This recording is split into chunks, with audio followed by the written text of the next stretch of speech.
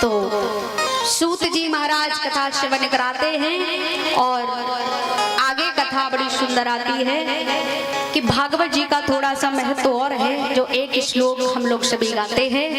निगम कल्पतरोर गलितम फलम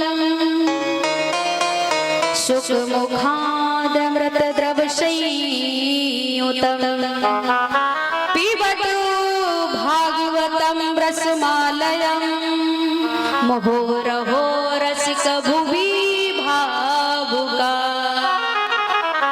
निगम कल्पतरोर गलितम फलम, निगम माने वेद, वेद रूपी कल्प वृक्ष पर एक गला हुआ, गलितम फलम पका हुआ, गला हुआ फल लगा है और उस फल को सुख मुखाद मृत द्रव संयुतम, यदि किसी फल को तोता चोंच मार दे तो वो अत्यधिक मीठा हो जाता है। आप एक साधारण फल को खाइए और एक आप तोता की चोंच वाला जो चोंच लगी हो वो फल खाइए और फिर देखिए मिठास किसमें ज्यादा है। जिसमें तोता चोंच मार देता है वो फल अत्यधिक मीठा हो जाता है। तो व्यासी से पूछा ये फल कैसा है? कहा गलितम फलम, बिल्कुल पका हुआ फल। और इस फल की विशेषता कि ना इसमें छिलका है और ना इसमें गुठली है, केवल रस ही रस है।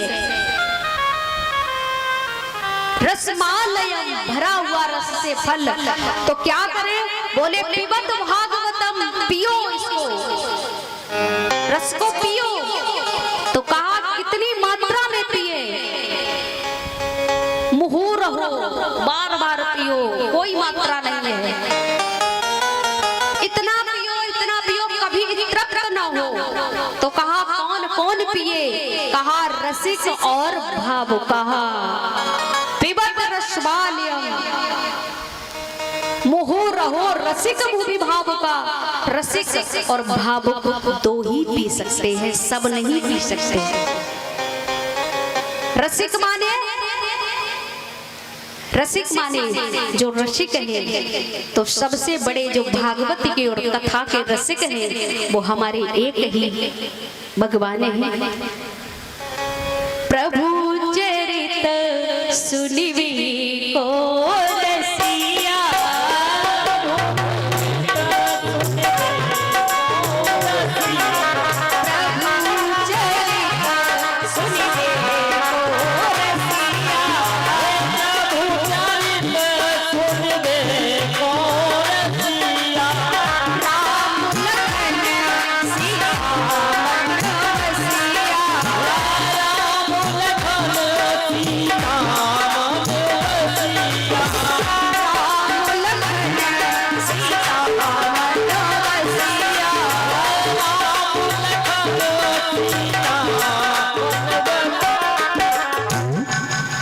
माने होता है जो पिए लेकिन कभी तृप्त ना हो, उसको रसिक कहते हैं।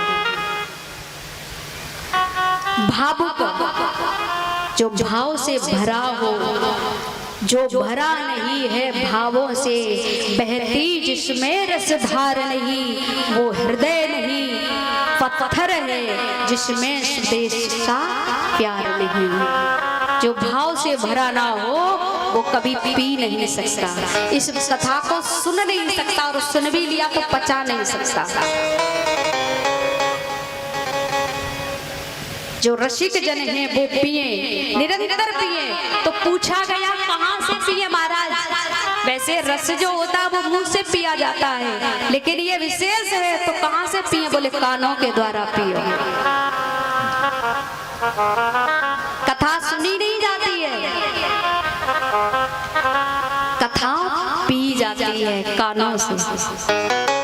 पीते जाओ, जितनी मिले कम पड़ जाए।